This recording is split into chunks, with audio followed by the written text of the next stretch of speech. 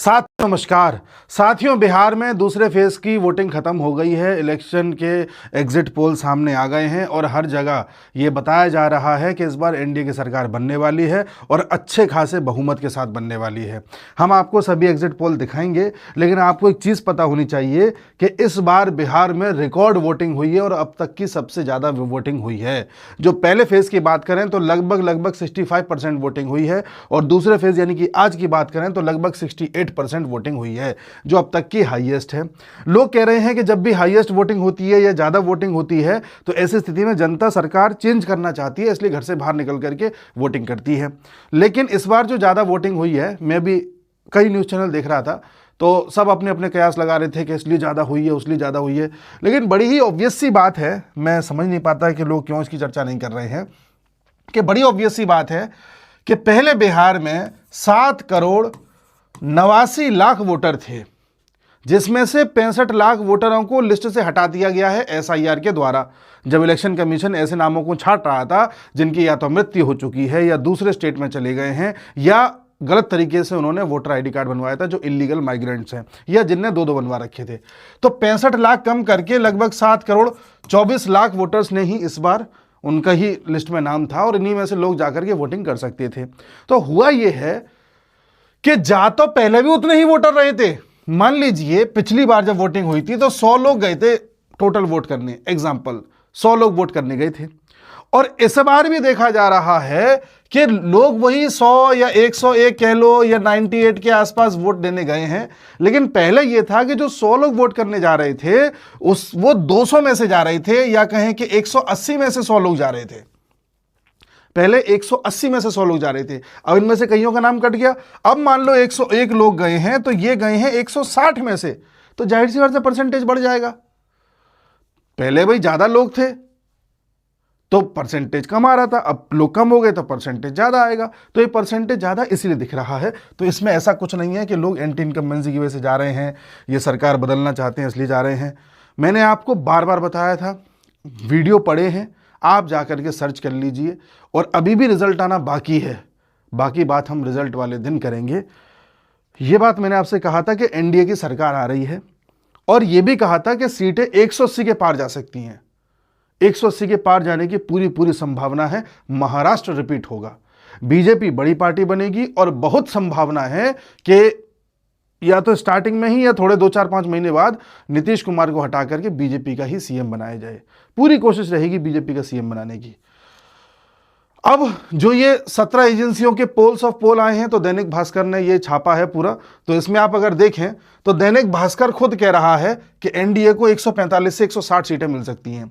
याद कीजिए 2024 में जब लोकसभा का इलेक्शन था तो उस वक्त कई सारे एग्जिट पोल गलत साबित हुए थे और कईयों ने तो उसके बाद एग्जिट पोल देना ही बंद कर दिया, लेकिन दैनिक भास्कर का उस वक्त सही साबित हुआ था। मैंने उस पर एक रील भी बनाई थी उस वक्त, इंस्टाग्राम पर पढ़िए, आप चेक करिएगा। तो दैनिक भास्कर का काफ़ी हद तक सही रहता है एनालिसिस। फिर ये मैट्रिज IANS है, 147 167 तक दे रहा है, फिर 133 से 159 तक दे रहा है। करते करते करते सबसे ज़्यादा दे रहा है पोल डायरी, 184 से 209 तक सीटें दे रहा है एनडीए को। इसके अलावा बाकी सब कोई 186 दे रहा है, कोई 143, कोई 142, वही ले दे के सबका वही खेल है और अच्छी खासे बहुमत के साथ सरकार बनवा रहे हैं। अगर एवरेज निकाला जाए तो 154 एवरेज आ रहा है। टोटल 243 सीट्स हैं, 243 का अगर आधा करोगे तो 122 सीटें चाहिए सरकार बनाने के लिए। तो ये तो सबकी ज़्यादा ही है, कोई भी ऐसा नहीं है जिसकी कम हो। अगर हो तो एक बार देख लेते हैं, कोई भी नहीं है कम वाला, सबके सब एनडीए की सरकार बना रहे हैं। तो ये आप देख रहे हैं, मैं अभी भी आपसे कह रहा हूं कि 180 पार जाने की पूरी संभावना है। बाकी एक बार देखते हैं। एक चीज़ हमने आपसे और कही थी कि जो जन स्वराज पार्टी है प्रशांत किशोर की, ये वोट काटेगी जिससे एनडीए को फायदा होगा। प्रशांत किशोर खुद 5 सीटें भी ले आए तो बहुत बड़ी बात है, और यही पोल ऑफ पोल कह रहा है। Bhajpa plus NDA, Rajad, RJD plus, और ये जन स्वराज है। तो जन स्वराज का आप देख लीजिए, कोई एनालिसिस कर ही नहीं रहा, कोई 0 से 2, 1 से 4, 0 से 5 ऐसे बोल रहा है। तो मैं ये नहीं कह रहा कि ये अच्छे हैं वो बुरे हैं, मैं किसी को जज नहीं कर रहा। मैं सिर्फ चुनाव का जो रुख था जिस हिसाब से ग्राउंड की रिपोर्ट आ रही थी, जिस हिसाब से वहाँ के रहने वाले लोग बता रहे थे, जिस हिसाब से हमारे जो लोग रहते हैं जानने वाले, लगभग भी कई शहरों में रहते हैं, 20 से ज़्यादा ऐसे लोग हैं, वो सब मेरे को जो बता रहे थे उसके एनालिसिस पे मैं आपको बता रहा था कि कौन से मुद्दे हैं जो वहाँ पर अभी भी चर्चा में हैं, जिसकी वजह से पोलिंग प्रभावित होती है। हम जानते हैं कि बिहार में 2 फेजेस में चुनाव हुए हैं। पहले फेज में ये जो पीले वाला पोर्शन है इसमें हुए हैं, दूसरे फेज में आज इन बाउंड्री वाले जिलों में हुए हैं, जो इसके बॉर्डर वाले जिले हैं। ठीक है, अब तक का हाईएस्ट इलेक्शन रहा है। 2010 में 52% वोटिंग हुई है, 2015 में 56% वोटिंग हुई है, 2020 में 57% वोटिंग हुई है, 2025 में ये 64.66 एक एवरेज बता रहा था, पिछले राउंड के पहले का है ये, तो इसको थोड़ा बढ़ा दो, 65 के आसपास बैठेगा, तो मतलब इन सबसे ज़्यादा ही रही है। ठीक है, अच्छी खासी ज़्यादा रही है। तो अब आप कहेंगे ठीक है साहब ज़्यादा रही है तो नीतीश कुमार तो बहुत अच्छे नेता नहीं है, आप हो सकता है इस बात को मानते हो। तो हाँ, हमको कब कह रहे हैं कि नीतीश कुमार बेस्ट नेता हैं, लेकिन हम फिर कह रहे हैं कि लालू ने जिस तरह से बिहार में गुंडा राज किया था, जिस तरह से वहाँ पर जंगल राज था, जिस तरह से वहाँ अपहरण हो रहे थे, मैंने हमारे चैनल वर्ल्ड अफेयर्स इनसाइट्स, जिसमें मैं इंटरनेशनल रिलेशन की बात करता हूँ, उस पर एक लगभग 50 मिनट का वीडियो डाला था अभी 4-5 दिन पहले, पूरे बिहार का एनालिसिस करके डाला हुआ है उस पर। तो उसमें भी मैंने ये बोला था कि बहुत चांसेस हैं कि एनडीए की सरकार बने और अच्छे खासे बहुमत से बने। तो कुछ लोग उसमें कह रहे थे अरे आप ऐसे ही कह रहे हो, कुछ नहीं होने वाला, ऐसे आप देखना ये हो जाएगा वो हो जाएगा। मैंने कहा भाई मुझे क्या चैलेंज कर रहे हो आप, जो हकीकत है वो हकीकत है। तो साहब ये बात निकल के आ रही है कि लालू के कर्म इतने बुरे थे कि उसके आगे नीतीश कुमार अगर कुछ भी ना करे ना, केवल अपने घर में भी बैठे रहें, तब भी जीतते रहेंगे। लोग डरते हैं लालू की पार्टी से, खौफ है। उन महिलाओं से पूछो, उन लेडीज़ों से पूछो जो उस ज़माने में 2000, 2005, 1995, 1990 से 2005 तक का जो काल है लालू के काल का, उसमें जो लोग थे उनसे पूछो क्या हाल था। किसी की भी ज़मीन हड़प लेना, किसी के भी साथ कुछ भी कर लेना, ऐसे ऐसे इंसिडेंट है। मैंने उस 50 मिनट की वीडियो में एक एक इंसिडेंट बताया है। तो जो आप में से जेनजीज है ना, जो भी होश संभाला जिसने 2-4 साल पहले, वो ये ज्ञान ना दे वीडियो में आकर के कि अरे लालू आना चाहिए, मोदी ऐसा है, नीतीश ऐसा है, वैसा है। आप अच्छा विकल्प ले आओ, धीरे धीरे उसको तैयार करो, आ जाएगा। ठीक है, लेकिन आरजेडी क्या है ये आप अपने बुजुर्गों से पूछना, पता चल जाएगा। और आपको अगर ये लगता हो कि हमारी जाति के साथ है, तो मैंने आपको एक एक चीज़ बताई थी कि अगर आप मुसलमान हो तो मुसलमान भी मरवाए थे उसने, अगर आप एससीज हो, शेड्यूल कास्ट हो, उनके साथ भी बर्बरता हुई है। किसी भी जाति के हो आप, केवल 1-2 जातियों को छोड़ के सबके साथ बर्बरता हुई है। तो वो लोगों को आज भी हॉन्ट करता है। इस पूरे चुनाव में एनडीए ने इस पूरे मुद्दे को गर्म रखा था कि जंगल राज आ जाएगा, जंगल राज आ जाएगा, जंगल राज आ जाएगा। लोगों को डरा के रखा था, इस चीज़ को इतना गर्म कर दिया था कि लोगों को इस चीज़ का भय सताने लगा था कि जंगल राज आ ना जाए। 2022 में इस तरह से एक नारा लगाया गया था यूपी में, आ रहे हैं अखिलेश। तो ये नारा कम धमकी ज़्यादा लगता था, कई पत्रकार लोग बोलते हैं इस बात को। तो जिस तरह से सपा ने यूपी में किया था, सपा का तो फिर भी मतलब एडजस्टेबल है, उन्होंने तो भाई अथ मचाई हुई थी। तो जिस तरह से वो नारा नहीं धमकी लगता था आ रहे हैं अखिलेश, उसी तरह से वहाँ लगता था कि जंगल राज का डर लोगों में सता गया था। पहला पॉइंट। दूसरा पॉइंट, जिस तरह से महिलाओं को एक लाभार्थी वर्ग बना के तैयार किया है नीतीश कुमार की सरकार ने, शराबबंदी करके। तो जो लोग शराब पी करके, जो लेबर कैटेगरी के लोग हैं या छोटा बिजनेस करते हैं या कोई दिहाड़ी पे काम करते हैं, ये लोग शराब पी करके शाम को आके जिस तरह से वायलेंस करते थे, शराब बंद होने की वजह से बड़े स्तर पर शराब जब नहीं मिल पा रही थी तो ये वायलेंस बंद हुआ, जिससे महिलाओं को बहुत सुलभता हुई और वो नीतीश कुमार के साथ जुड़ी। दूसरा, केंद्र सरकार की तरफ से जो अनाज मुफ्त में दिया जा रहा है, तो महिलाओं को ये लगने लगा कहीं ऐसा ना हो कि सरकार पलट गई तो ये अनाज बंद हो जाए।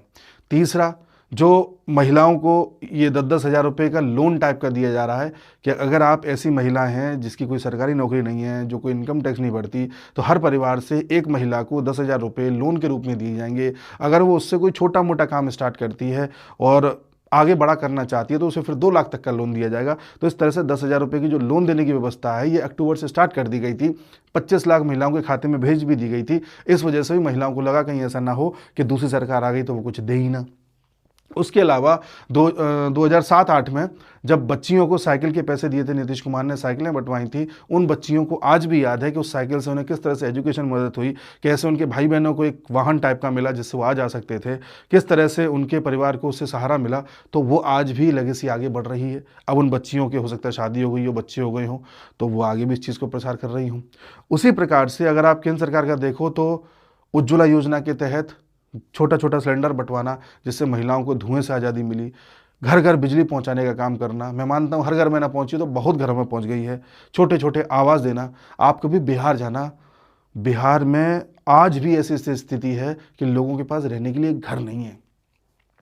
कच्चे मकान में लोग रह रहे हैं, बिना बिजली के रह रहे हैं, बीमारियों में रह रहे हैं, खाना तक नहीं मिल रहा, पोषण तक नहीं मिल रहा। ऐसे लोगों को अगर आप थोड़ा अनाज मुफ्त दे दो, बिजली दे दो, पानी दे दो, गैस दे दो, तो ये लोग आपके फैन हो जाते हैं। ये इनकी आगे पूरी की पूरी पीढ़ी आपकी फैन हो जाती है। तो एक नया लाभार्थी वर्ग जो तैयार हुआ है उसका भी असर हुआ है। और इसके अलावा एक और चीज़ काम करी है इस बार बिहार में, कि जो तेजस्वी यादव ने वादा कर दिया था कि हम 2.5 करोड़ लोगों को सरकारी नौकरी देंगे, तो सरकारी नौकरी अगर वो 4th ग्रेड की भी देंगे या 3rd ग्रेड की भी देंगे तो 40,000 रुपये कम से कम सैलरी देनी पड़ेगी। और अगर पूरा हिसाब लगाओगे तो पता चलेगा 12 लाख करोड़ रुपए आपको लाने पड़ेंगे, जो कि बिहार का बजट भी नहीं है। बिहार के बजट के भी 3 से 4 गुना ज़्यादा है वो। तो ये बात इतनी ज़्यादा गूंज गई पूरे बिहार में कि लोग समझ गए कि तेजस्वी के पास कोई बुद्धि नहीं है, पत कुछ का कुछ बोलता रहता है। उसके अलावा भी तेजस्वी को जो बड़ा नुकसान हुआ वो ये कि राहुल गांधी के साथ उस रैली में शामिल हो गए। वोटर अभियान यात्रा जो भी थी, वो जो नारा था राहुल गांधी का, वो जो एजेंडा था, वो ज़मीन तक काम ही नहीं कर रहा था, लोगों से स्वीकार ही नहीं कर रहे थे। लेकिन तेजस्वी उस जहाज़ में सवार हो लिए जो डूबने वाला था, इसलिए उसका भी नुकसान उन्हें देखने को पड़ रहा है। ये सारे एक फैक्टर रहे हैं जो तेजस्वी को इस बार नुकसान पहुंचा सकते हैं, या आरजेडी को। और लास्ट तक आरजेडी और कांग्रेस में कोई तालमेल बन ही नहीं पाया। कांग्रेस में भी कई ऐसी दोनों के बीच में कई ऐसी सीट्स हैं जहां पर कांग्रेस का भी कैंडिडेट खड़ा है, आरजेडी का भी कैंडिडेट खड़ा हुआ है। तो आप कैसे, अभी राहुल गांधी एक रैली करने गए थे उस सीट पर जहां पर कांग्रेस का भी खड़ा हुआ है, आरजेडी का भी खड़ा हुआ है, तो बताइए। तो एक सामंजस्य की कमी होने के कारण, मैनिफेस्टो इम्प्रॉपर होने के कारण, सवालों के जवाब न दे पाने के कारण, आपका पार्टनर खोया खोया सा रहता है राहुल गांधी, उसके कारण, आप ऐसे मुद्दे उठा के बैठे हो जो ज़मीन तक नहीं पहुंच रहे, उसके कारण, और आपका पुराना इतिहास, उसके कारण लोग इतने ज़्यादा हॉन्टेड थे, लोग इतने ज़्यादा विश्वास में नहीं थे कि वो वापस नीतीश कुमार की सरकार बुलाने को तैयार हैं, लेकिन आरजेडी की तरफ देखने को तैयार नहीं है। बाकी जनसुराज जैसी पार्टी का आना, जिसने वोट काटने का काम किया, कई ऐसे युवा थे जिनको नौकरी नहीं मिली, जो बेरोजगार हैं, जो आज भी नाराज हैं नीतीश कुमार सरकार से, तो उनको एक नई आस दिख रही है जनसुराज में। तो ऐसे लोग जो नीतीश कुमार को वोट देते थे, आज वो नीतीश कुमार से नाराज हैं, तो जाहिर सी बात है आरजेडी को तो वो नहीं देंगे। अब वो एक नई आशा जो उन्हें दिख रही है उसको वोट दे रहे हैं, जिससे कि एक वोट नीतीश आरजेडी को जाने के बजाय कहीं और जा रहा है, तो वोट कट रहा है एक तरीके से। तो आरजेडी को वहाँ भी वोट नहीं मिल पा रहा और नीतीश कुमार फिर से इस चीज़ का फ़ायदा उठा रहे हैं। आप कहेंगे अनंत सिंह के बारे में बोलिए, नहीं तो अनंत सिंह की जो सीट है उस सीट में हर कोई बाहुबली ही खड़ा हुआ है। अगर आप अनंत सिंह को टिकट नहीं दोगे, किसी और करोगे, वो निर्दलीय लड़ेगा तो जीत जाएगा। तो वो तो केस ही ऐसा है, पूरे बिहार में कई सीट्स पर ऐसा होता है। गलत है, मैंने बार बार बोला है कि चीज़ गलत है। अनंत सिंह को जेल पहुंचाया गया, ये सही किया गया, आगे कार्रवाई होनी चाहिए। लेकिन पॉलिटिकल पार्टीज़ को ये इंश्योर करना होगा कि वो मिनिमम बिल्कुल ना के बराबर ऐसे कैंडिडेट लेकर के आए जिस पर कोई केस चल रहा हो। कोई कैंडिडेट ऐसा नहीं होना चाहिए जो बाहुबली हो, जिस पर केस चल रहा हो या कुछ हो रहा हो। अगर मॉडल सीखना हो तो यूपी में योगी मॉडल अपना लो, एक एक करके सबको ये कर दो।